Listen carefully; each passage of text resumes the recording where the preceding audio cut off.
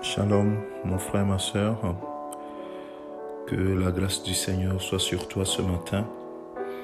Lui qui a permis que tu puisses voir le jour, que tu puisses te réveiller. Il est digne de recevoir notre louange, notre adoration ce matin. Oui, ton Seigneur est fidèle.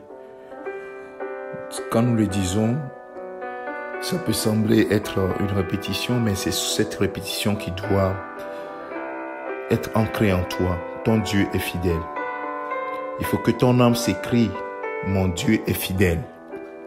La Bible déclare dans Isaïe chapitre 43, le verset 18 et le verset 19, « Ne pensez plus aux événements passés et ne considérez plus ce qui est ancien.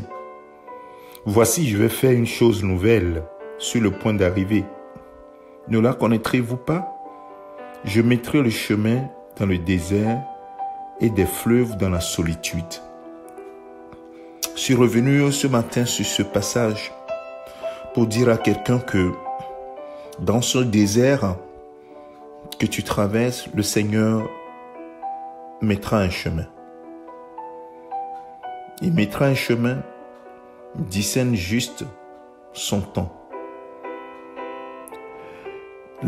Quand la Bible nous dit « Ne regardez pas aux événements passés », ça veut dire que regarde le rétroviseur, non pas en ressassant ce que tu as traversé, mais compte les bienfaits de l'Éternel.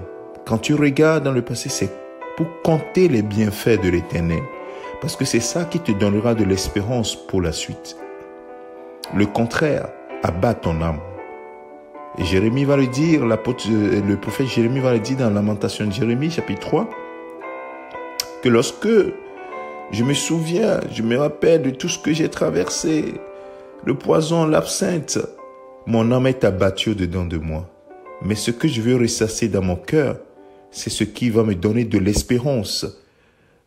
Et c'est là où il dira que les bontés de l'Éternel ne sont pas épuisées, ses compassions ne sont pas à leur terme, mais se renouvellent chaque matin. C'est ça qui doit te donner de l'espérance. Donc, en regardant dans le rétroviseur, ne regarde pas, oui, la misère, les choses terribles dans lesquelles que tu as traversé, mais regarde la grâce de Dieu, les bienfaits de Dieu. Et c'est ça qui te donne l'espérance sur la fidélité de ton Dieu. Que le Seigneur bénisse ses paroles dans ton cœur.